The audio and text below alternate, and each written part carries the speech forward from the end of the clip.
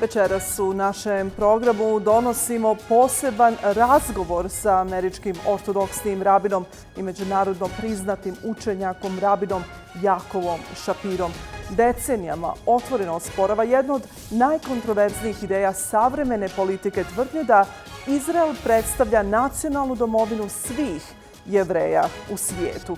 U svom dijelu The Empty Wagon, Zionism's Journey from Identity Crisis to Identity Theft, Shapiro jasno razdvaja judaizam od cionizma, tvrdeći da je riječ o političkoj ideologiji koja zloupotrebljava i iskrivljava jevrejski identitet u svrhu nacionalističkog projekta.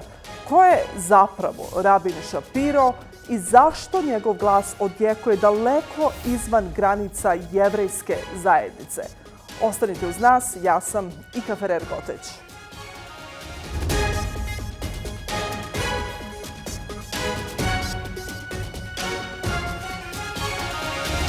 The goal of the Israeli government is abundantly clear as we continue to witness the destruction of Palestinians in Gaza. The Commission finds it is genocide. In our report, the Commission found that the Israeli authorities and Israeli security forces committed and are continuing to commit the following underlying acts of genocide against the Palestinians in the Gaza Strip. 1. Killing members of the group. 2. Causing serious bodily or mental harm to members of the group. 3. Deliberately inflicting on the group conditions of life calculated to bring about its physical destruction in whole or in part. And 4. Imposing measures intended to prevent births within the group. Let me spend 1 minute on the strategy that Israel seems to have developed, where they will first delegitimize and discredit a journalist. Smear campaigns are started, accusing the journalists of being terrorist supporters or terrorists themselves, and then they are killed. So it is not just killing journalists. The attempt is being very clearly made here to kill the story, because journalists, local journalists in Gaza today are carrying the brunt of that killing spree. No space is safe for Palestinians, but no space is safe for international law under this brutal occupation. And behind every statistic is a human life, a story cut short, a family broken. The trauma and grief will last generations. Meanwhile, far too many states continue to look away, normalize the suffering, and they even profit from it. Arms trade and diplomatic engagement with Israel continue unabated, and this is not just morally wrong, this is unlawful. As I argued in my last report to the Human Rights Council, this genocide has become profitable, unfortunately, not just for some corrupt private entities.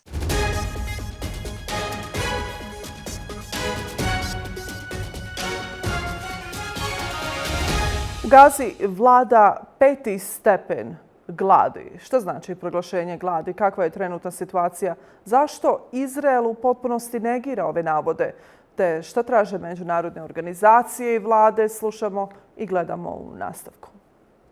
Najviši svjetski autoritet za krize u snadbijevanju hranom saopćio je da je najveći grad u Gazi pogođen glađu. Grupa poznata kao IPC navela je da je Gaza u kandžama gladi i da će se ona vjerovatno proširiti na druge dijelove pojasa Gaze. Ova mračna prekretnica predstavlja prvu zvaničnu potvrdu gladi na Bliskom istoku, a dolazi nakon mjeseci upozorenja humanitarnim organizacijama da su izraelska ograničenja pomoći i nastavak ofanzive u Gazi doveli ljude u očajnu humanitarnu situaciju, gurajući Palestince na rub izgladnjivanja. Ovo se dešava dok Izrael poručuje da pojačava svoju ofanzivu u Gazi, posebno oko grada Gaza. Izrael navodi da planira ići dalje s tim. 100.000 ljudi se tamo trenutno sklanjaju. Premijer Benjamin Netanjahu izjavio je da u Gazi nema gladi i da ne postoji politika izgladnjivanja. Kao odgovor na nalaze IPC-a, izraelska vojska ih je nazvala lažnim i odbacila ih, tvrdeći da je u proteklim sedmicama značajno povećan nivo pomoći koja ulazi u pojas Gaze. Međutim, humanitarne organizacije ističu da ono što ulazi nije dovoljno i upozoravaju da će, ako 100.000 ljudi budu prisiljene napustiti grad Gazu, situacija postati još gora. Kažu da su ljudi iscrpljeni, izgladnjeli i da će im biti izuzetno teško kretati se.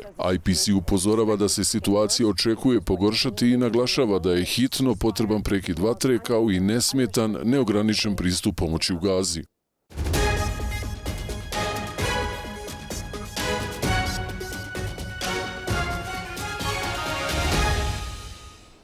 Rabbi Yaakov Shapiro, an American-born Orthodox rabbi and internationally recognized scholar, has spent decades challenging one of the most controversial ideas of modern politics, and that is that Israel represents the national homeland of all Jews worldwide. In his monumental work, The Empty Wagon, Zionism Journey from Identity Crisis to Identity Theft, Shapiro makes the case that Zionism is not Judaism, but rather a political ideology that has distorted Jewish identity for its own nationalist aims.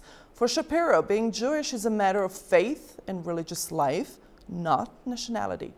His outspoken rejection of Zionism has made him a powerful voice in debates about Israel, Jewish identity, and the offensive on Palestine. Rabbi Shapiro is joining me in these moments. Rabbi Shapiro, welcome to the program. Thank you for joining. Thank you for having me. Thank you. Rabbi Shapiro, you've argued that Judaism is a religion, not a nationality. Can you explain why you see Israel's claim to be the homeland of all Jews as such a fundamental distortion of Jewish identity? Well, first, we have to understand what a homeland is. What does the word mean? The word homeland in English doesn't say much about what a homeland is, but in other languages, it does. In French, it's la patria, means fatherland. In Russian, which I forgot how to say it, there's Mother Russia. And in Hebrew, in Israel, they use the word moledes, which means the place you were born. Parent land, I guess you would translate it. And in nationalist philosophy, there is some type of organic connection between the place a people was born, and I say that singular, meaning the nation was born, the people, as a people, and the land itself in which they were born. In fact, in Israel's Declaration of Independence, all the way at the beginning, it says, here, in this land, the Jewish people were born. And that's what homeland means. Homeland means the Jews became a people. The Jews became Jews in the Holy Land, and therefore there's some kind of organic political connection or some kind of national connection between the Jews and what is now Israel, in the same way that there is a connection between people who were created in Italy, the Italians who were created in Italy, and the country of Italy, for example. This is directly opposed to Judaism. Judaism as a religion says, it's a verse in the Bible, Hayoim Hazeh Nihiyeh La'am, the Jews were created at Mount Sinai. When God gave the Torah, the covenants to the people who Moses led out of Egypt, right then and there, they became the Jewish people. Before they went into any holy land in the desert, where there was no holy land, there was no state, there was no sovereignty. The reason why the Jews are a collective, the reason why one Jew has a connection with another Jew, is not because we're 150th cousins, because we were both the descendant from Abraham.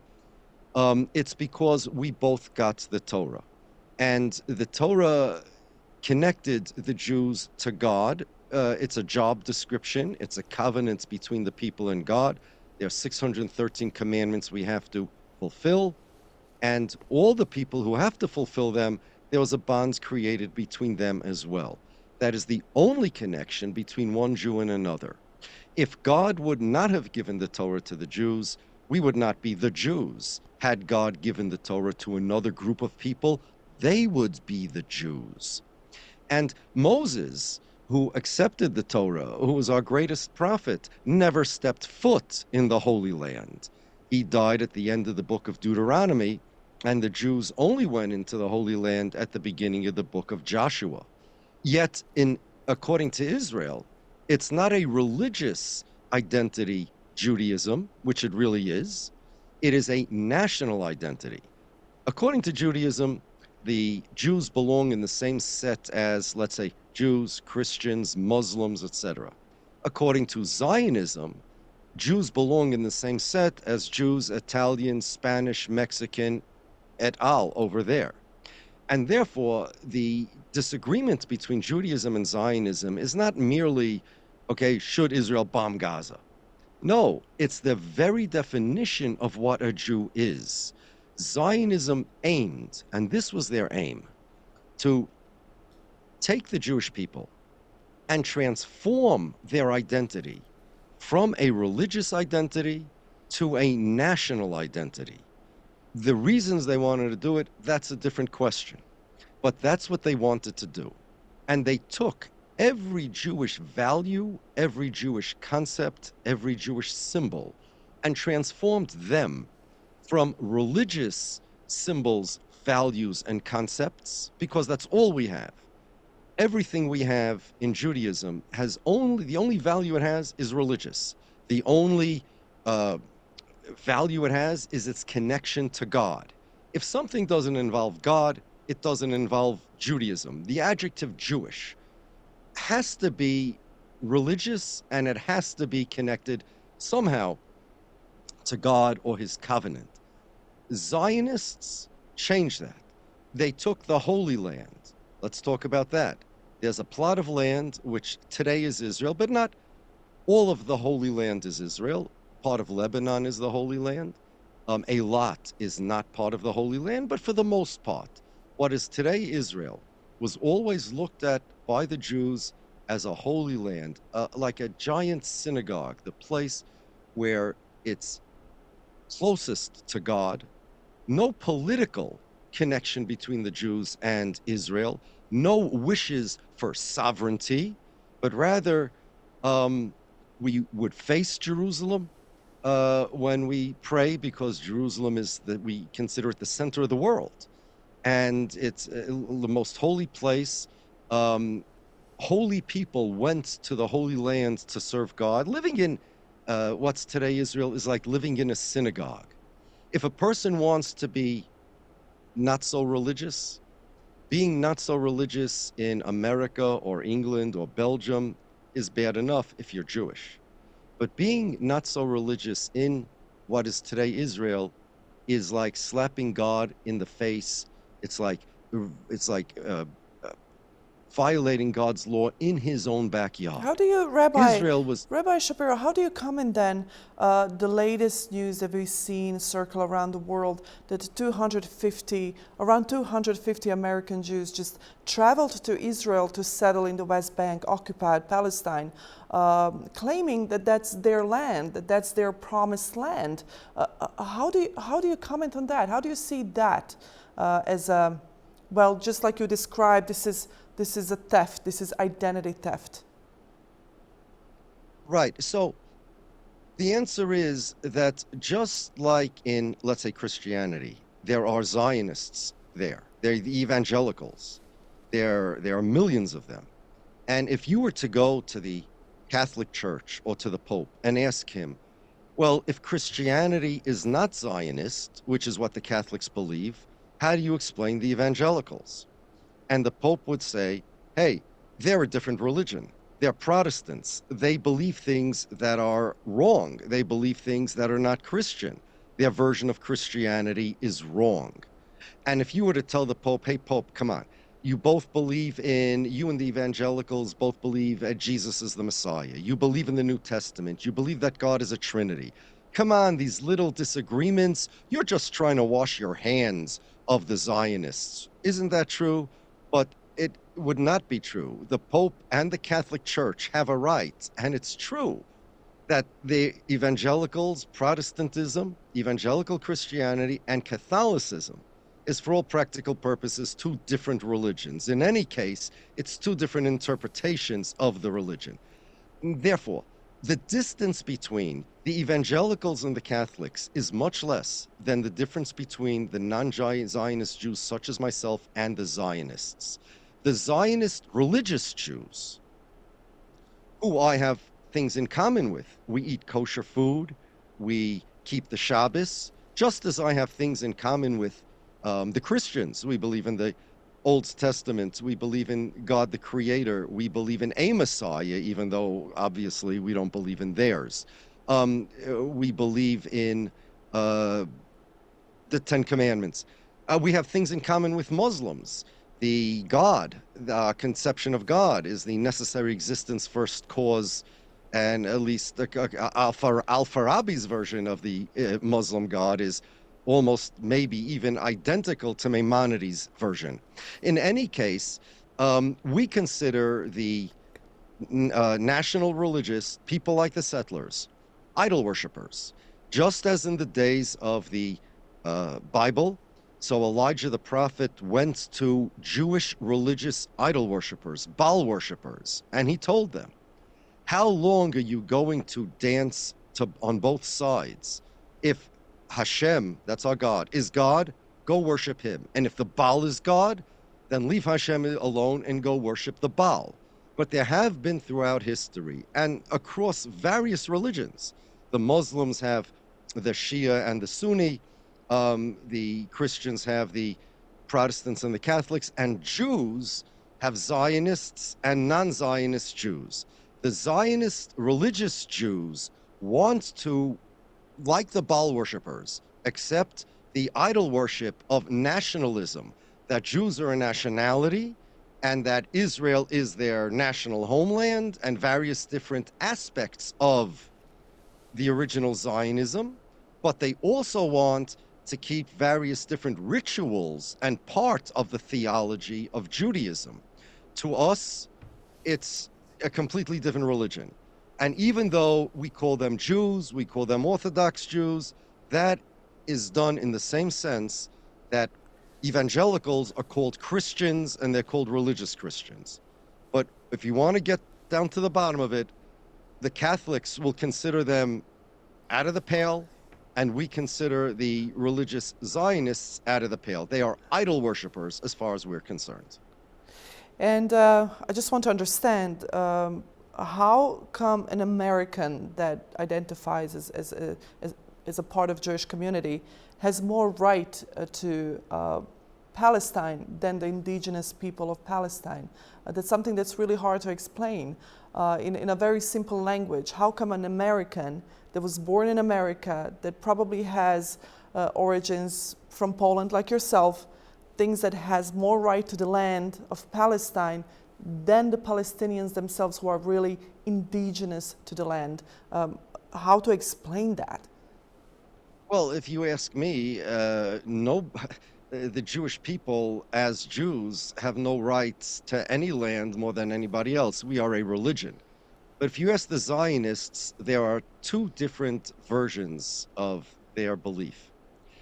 First, we have to understand that the foundation stone of Zionism, if you want to define Zionism, and this is not my definition, this is Israel's own Supreme Court said this. I believe the particular justice was Uzi Vogelman. According to Israeli law, there is an Israeli citizenship, but there is no Israeli nationality. Israeli citizens are divided into various categories, as are citizens of other countries. In Israel, there is religion, there is citizenship, and there's nationality, amongst other things. Your religion is whatever your religion is, Jewish, Christian, Muslim, Buddhist, etc.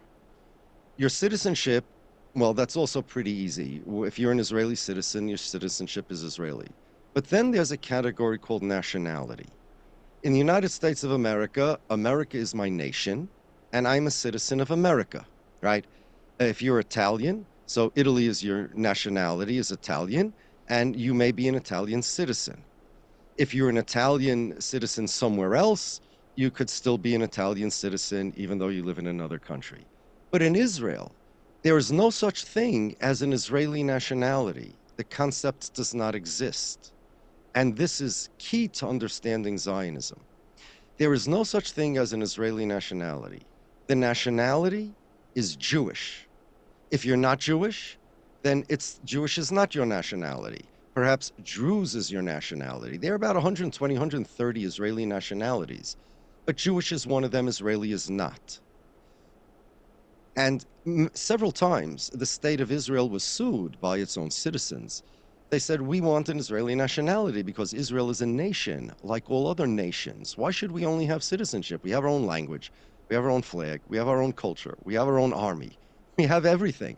We have our own Eurovision song contestants. Why should we not be a nationality? And the answer was, and this went up all the way to Israel's Supreme Court, that the foundation stone of Zionism is that the Jews are not only a religious identity, they are a national identity.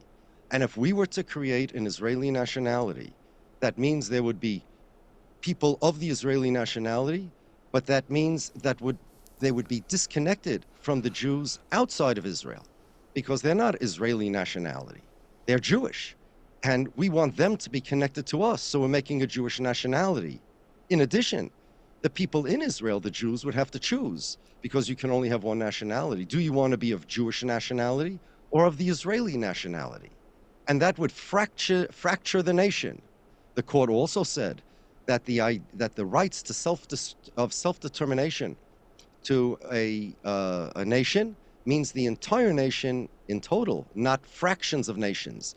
So if we make an Israeli nationality, which is against the foundations of Zionism, there could be many problems for the ideology of Zionism. That's step number one. In combination with Israel's 2018 nation-state law, which says that in the state of Israel, only Jews, meaning the Jewish nation, not the Jewish religion, the Jewish nation has a right to self-determination. Meaning that if you're not Jewish, say you're a Muslim, Hindu, Buddhist, Christian, whatever, you can have certain civil rights. You can even be a Supreme Court justice. You could, a lot of things you can do. But if you're not Jewish, collectively, the non-Jews collectively in Israel have no right to self-determination in Israel. So long as they're a minority, they can do whatever they want. But only Jews have a right to rule over Jews because Israel is the nation state, not of the Israeli citizens. Its structure was designed to be the nation state of the nationality of the Jews. So the Zionists invented a nationality called Jewish. They changed it from a religion to a nationality, maybe nationality/religion.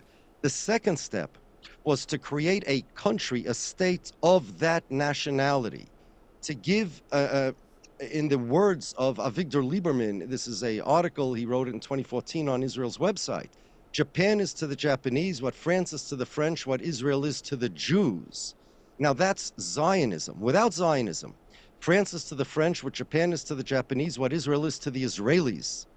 Zionism created a new nationality that doesn't exist, the Jewish nationality, and it created a state of that nationality.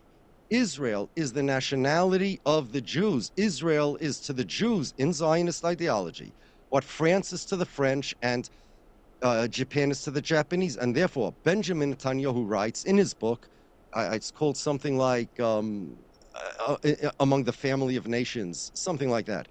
He wrote in his book that anti-Zionism is necessarily anti-Semitism because of this principle. Because just as you cannot say, I am for the French people, the French identity, but I'm against the existence of France, because how could you have French people without France? So too, you cannot say I am for the Jews, but against the existence of Israel, because the Jews are to Israel what the French people are to France. Rabbi Shapiro, when we are mentioning already Benjamin Netanyahu, he's been sought by the ICC for war crimes and actions that lead to genocide. What do you think about Netanyahu yourself? And I would like to ask you how you see the suffering of Palestinian children, men and women, the starvation in Gaza, the illegal settlements in the West Bank, and ethnic cleansing that we are seeing in real time being broadcasted to the world. Okay, I will answer the question, but with a preface. Because I'm not Israeli and I'm not Palestinian, I have no more standing to weigh in on that question than any other foreigner, than any other Italian American, any other Christian American. People tend to ask me this because I'm Jewish, and they want the opinion of a Jewish person about the Jewish state. However, I object to that. Israel is not the Jewish state. It has no more connection to me than Ukraine. And you're asking me this to me, to non-Zionist Jews, is like asking me what I think of what's going on in Ukraine or with the Uyghur Muslims or in Syria or any other human rights issue. And I am only going to answer it in that capacity. The idea that I, as a Jew, have more standing to say something about what's going on in Israel is offensive to me as a Jew. And I know you don't mean it like that, but it's such a thing is offensive to me as a Jew. It's Zionism, and it does nothing to help the Palestinian people, because this has always been my position. Israel, the first step to peace in the Middle East, in my view, is that Israel has to stop claiming that it represents the Jewish nation. It doesn't. Israel has to become the country of the Israeli citizens. Nationality and citizenship has to be the same. The 2018 nation-state law, which even if the Palestinians would be happy with it, I am not as a Jew. Israel is not my country. Israel has nothing to do with me. Israel needs to become a normal country like all other countries. And therefore, I look at such a question as if somebody asked me, what do you think what's going on in Syria? So the first thing I would ask somebody who asks me is, why are you asking me? More often than not, they'd say, well, you're Jewish. What do you have to say about what your country is doing? And I just walk away from them. Israel is not my country. We have to understand that. And that's why, by the way, Rabbi Shapiro, people of course, no offense meant on my side. I know you don't mean it like that. Of course, I'm asking you as a human being, as someone who yes, as a human being, studying, as a scholar, as right. someone who really has a voice and a platform in the world, who talks about it with open heart and who sees the suffering. Of course, I'm asking you as a human being to human being, yes. Rather than you being a Jew. Right. But of course, I really respect your answer about that. You've said, Rabbi Shapiro, that being an American Jew is no different than being a French Muslim or Canadian Christian. Yes. Exactly. Yes. What dangers arise when Israel insists that Jews around the world are first and foremost Israelis in exile? It's very simple, and this is a statistical fact. Do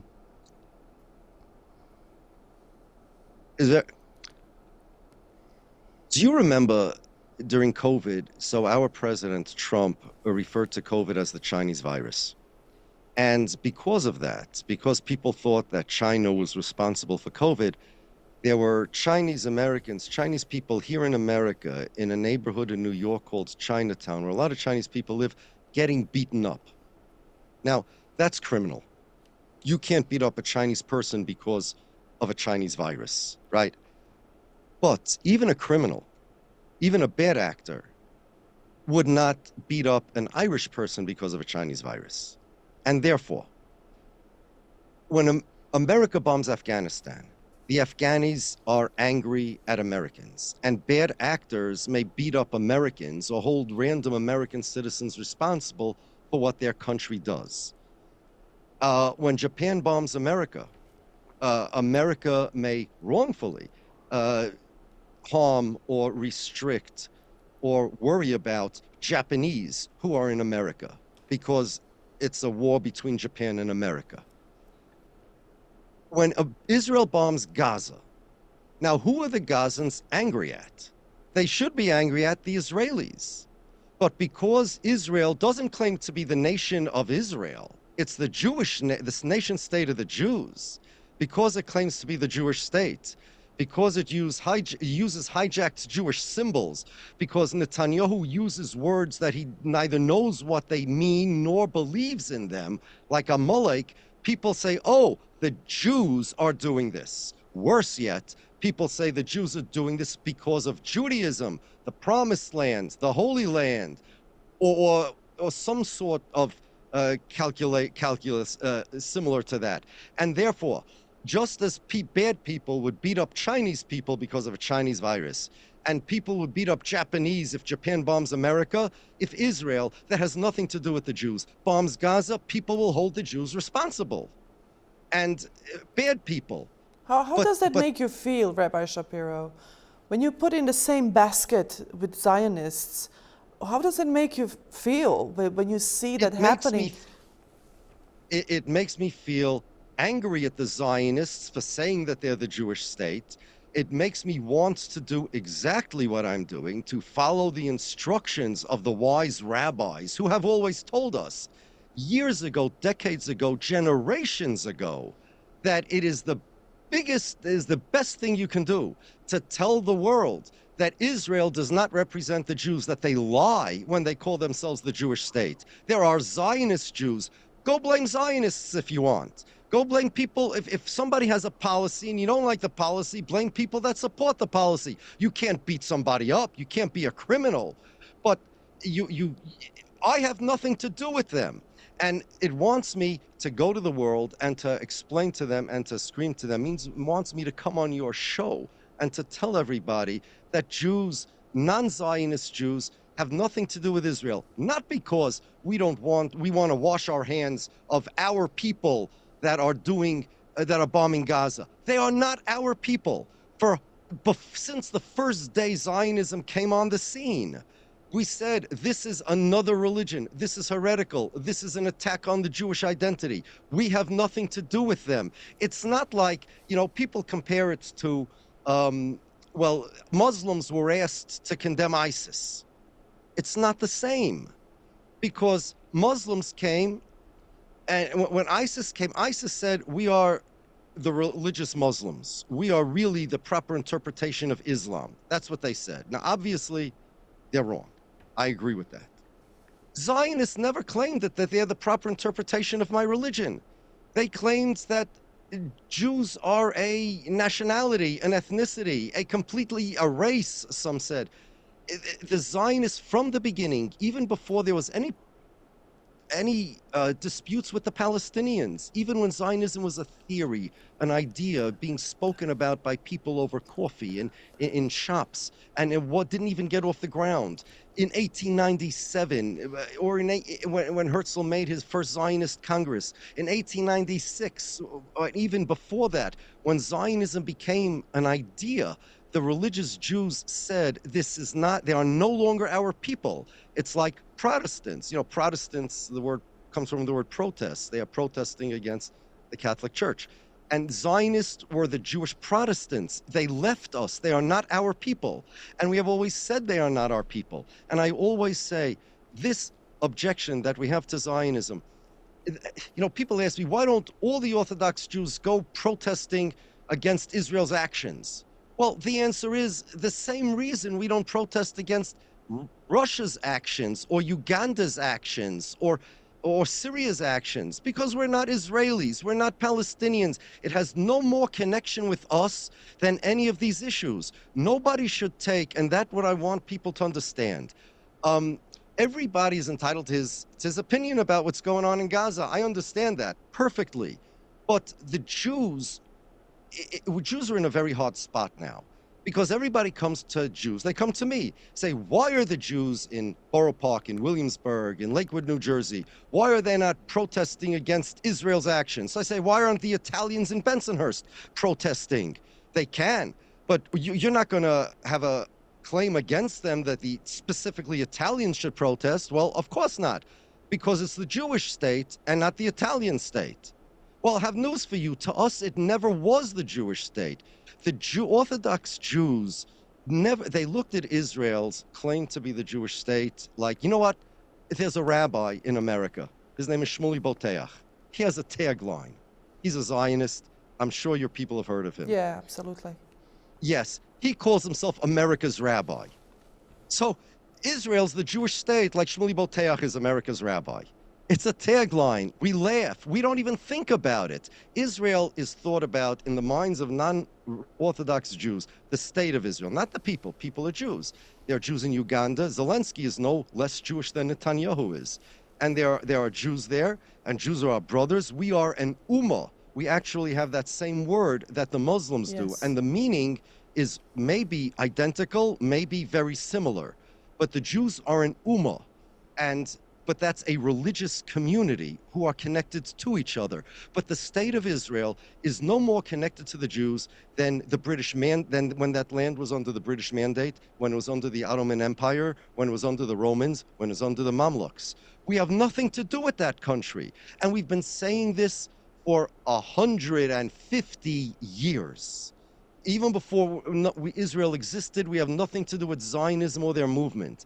Since 1948, when Israel started to exist, we have been saying it is not us.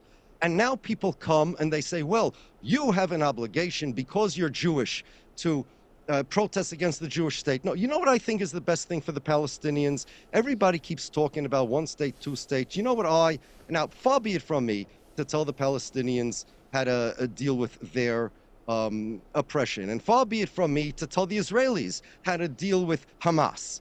I'm not Israeli, I'm not Palestinian, but if you want my opinion, the first thing that has to happen is that Israel, so long as Israel remains the state, at least in their mind, so long as Israel claims to be the state of the Jewish nation, as opposed to the state of its citizens, this conflict will continue. As Netanyahu said, is not my opinion. Netanyahu said, they asked him, will we live by the sword forever? His answer was yes.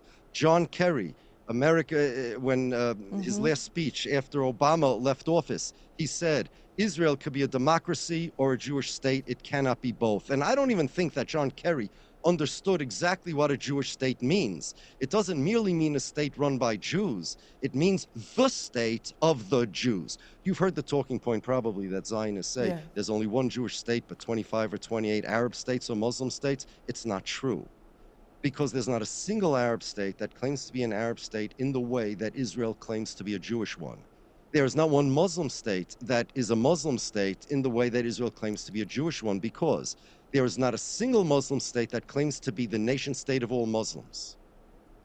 There is not a single Arab state that claims we are the nation state of all Arabs. There is no Muslim state that claims we are the state of the Muslims in America. Israel claims they are the state of the Jews in America. Netanyahu claims that he speaks in the name of all Jews. He said that many times.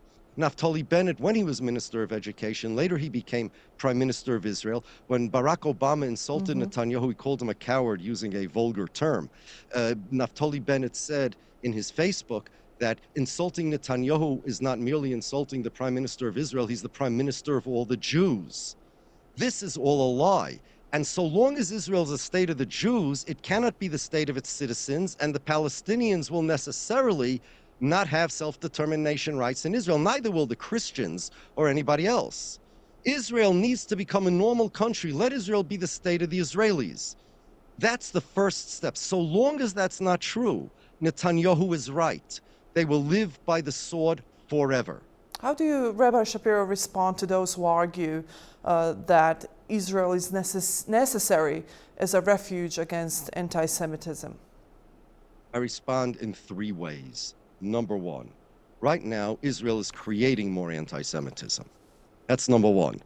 Israel is creating attacks on Jews in the same way that when America bombed Japan, Japanese in America were attacked.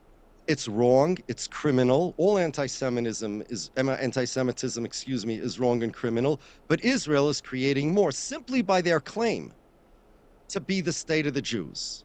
So number one, it's not any refuge against anti-Semitism, it causes anti-Semitism. Number two, it's not a refuge at all. The most dangerous place in the world where Jews live is Israel. There is not a single place where Jews live anywhere in the world that is anywhere near as dangerous as Israel. I never had to run into a bomb shelter because of missiles. Look, if World War II, the Holocaust, shows how dangerous Europe can be for Jews, what does October 7th show about how Israel can be dangerous for Jews? There have been more Jews killed in Israel from the beginning of Zionism than everywhere else Jews live put together because they're Jews. So it's neither a refuge nor a tool against anti-Semitism, and it is not a place to go either, because here's a question. Let's say there is no Holocaust. Let's say there's no Holocaust. In the next 100, 200, 300, 500 years. Now, mind you, how many Holocausts were there? Of course, Jews were oppressed, for sure. Other people were oppressed too. For many centuries, Jews in Europe were the only other religion besides the Christians. And we were blamed for killing Jesus, which is how European anti-Semitism became a thing. And that became a racial thing. And of course, Jews are not another race. And one thing led to another, and anti-Semitism happened. We were much better off in the Arab countries than we were in the European countries. But let's say that now, because of various reasons, next 100 years, 200 years. Oh, by the way, Hitler was the only one, can you name me another person in history that, yes, there were persecutions, but said, I'm going all over the world with an army to kill all the Jews, all over the world? There was none. Perhaps in the book of Esther, the biblical Haman wanted to do that, but I'm not even sure. It's open-ended. Between India and Ethiopia, he wanted to kill all the Jews, but if there was a Jew, let's say, living in Antarctica, would he have gone after him? I do not know. I do not know. But Hitler was a monster, and I'm not saying there can't be another monster like him come up. There can, but it's also possible there won't. Now, let's just say that in the next 100, 200, 300, 500 years, there is no other Hitler. There is no persecutions. Jews are fine, and the world gets better. So, at what point in time do we say that the anti-Semitism that Israel causes, the deaths, and I'm not even talking now about Palestinians, and please, every time I say this, somebody puts in the comments, oh, Rabbi Shapiro doesn't care about Palestinians. That's not what I'm saying. I'm saying now I want to speak about another point. I do care about Palestinians, but right now, from Israel's perspective, that Jews are getting killed. How many Jews have to be killed from a Zionist perspective for this, as premium for this insurance policy, that in case one day there'll be a Holocaust, and in case it will be able to escape where we are now, and in case Israel will let us in, because that's not so simple either. Israel, for political reasons, does not side with Jews if it's not in their interest. During World War II, this is a whole other story, they actually sabotaged or hindered rescue attempts for Jews if the final destination for those Jews was not Israel. And if they wanted Jews to need Israel as much as possible. But if all those things are true, let's say one link in that chain doesn't happen. Let's say there's no Holocaust. How many Jews have to be killed as a premium for this insurance policy in case all of these things happen before we say it's too expensive? 10, 20, 30,000 Jews, almost 30,000 Jews were killed since the beginning of Zionism because they're Jews. How many Jews have to be killed before they say it's not worth it, right? You want flood insurance for your house, but it may be too expensive. You want collision insurance for your car, but it may be too expensive. How much Jewish blood has to be spilled according to the Zionists before you say that this insurance policy is too expensive? That's number one. Number two, it's not an insurance policy because it causes anti-Semitism, it's dangerous, and also if there will be a Holocaust, right now, the odds are Israel will be a catalyst of it. That's also true. Rabbi Shapiro. So there is absolutely no validity to that. And by the way, all I ask is a very simple thing. The problem with Israel is not that it exists. The problem is it really doesn't exist. As I mentioned before, Israel claims not to be the nation of Israel. It claims to be the nation state of the Jewish people. It's just doing business as Israel. If Israel would simply be a normal country and say, we're going to let in all Jews if they're distressed, but we're not the Jewish state, we don't represent all Jews, we don't need settlements. We don't need West Bank. We are just here, like on the bottom of the Statue of Liberty, Emma Lazarus wrote, who she was actually a Zionist, send in your oppressed people, etc. If they want such a thing, they could do it without Zionism. Zionism is an ideology. It's not, see, this is the biggest Zionist propaganda, that everything Israel does is self-defense, it's necessary, otherwise the Jews will be killed, the Jews will die. But the truth is, Zionism is an ideology. It's a godless religion, a very deep and profound ideology that sacrifices their own people's lives, that have policies and rituals and values that have nothing to do with safety. Why did they need Palestine if all they wanted was a safe place for Jews? They could have had Uganda, and yes, Uganda would have been a problem too, but it was much less populated. They could have had other plans.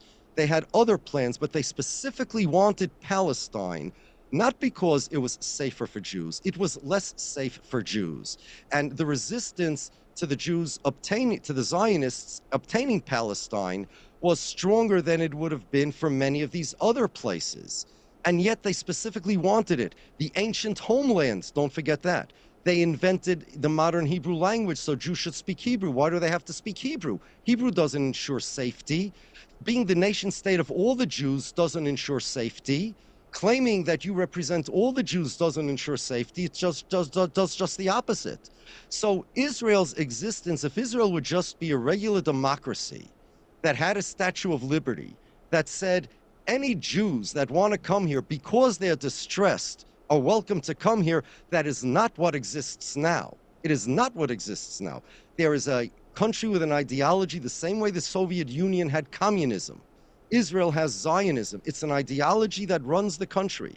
And that ideology has nothing to do with Jewish safety. In fact, it's willing to sacrifice the blood and the soul and the identity of Jews for some national pride or some nationalism that the Zionists want. Rabbi Shapiro, I had so many more questions, but I have one last question for you. For now, hopefully we'll have an opportunity to speak about these matters once more. But being so outspoken about the biggest question of my lifetime and my generation's lifetime, and your lifetime for the second time, are you safe? Do you get threats for being so outspoken when it comes to Zionism? Threats are made as a deterrent. I get attacks. Threats means you should stop or else we're going to do something to you. Yes, I get some of that. But Zionists don't really threaten. They attack. They try to harm. They try in any way possible. Yes, they do. So the answer is yes. But you know what? There are people, my heritage, I'm Jewish, have risked their lives for their religion. It is not merely my people that are relevant over here. And again, please, nobody write in the comments, oh, see, he doesn't care about the Palestinians. No, that's not what I'm saying. What I'm saying is that Zionism is bad for everybody in the world. And Zionism is against my religion. And even if the Palestinians would be safe and happy, I would still be against Zionism, because Zionism is a bad ideology. It's a godless ideology. It attacks everything I hold dear. And yes, their behavior is also a problem. There are people in Israel who disagree with Israel's behavior, but if I would have been alive 100 years ago, I would be equally anti-Zionist, because Zionism is a perversion of my identity, my religion. It endangers me, my family, and others. And again, this is independent, and I don't mean, okay, I don't, please, people, anti-Semites always say, see, even anti-Zionist Jews don't care if Palestinians are killed. Wrong, I do care. You see those pictures, I cannot sleep at night. But that's not the point that I'm saying.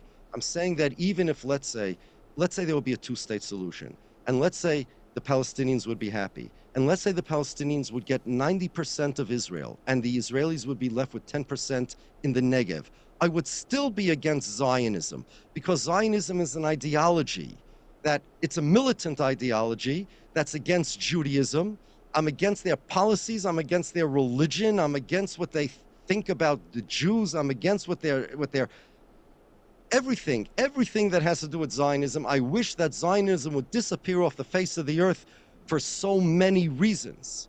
And I know my heritage, my Jewish heritage, that our people have sacrificed themselves for their religion. They have, like Hananiah, Mishael, and Azariah, jumped into a fiery furnace rather than worship idols.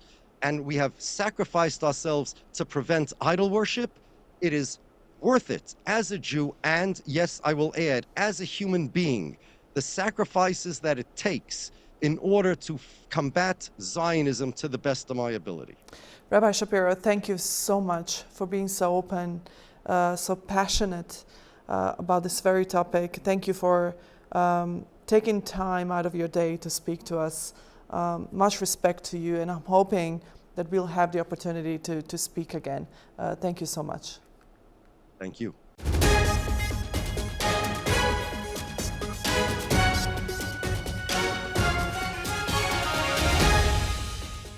I toliko u ovom izdanju emisije PULS Planete. Ove ostale vijesti možete i dalje potražiti na našem sajtu newsmax.balkans.com. Mi se vidimo ponovno naredne sedmice. Ostanite uz naš kanal.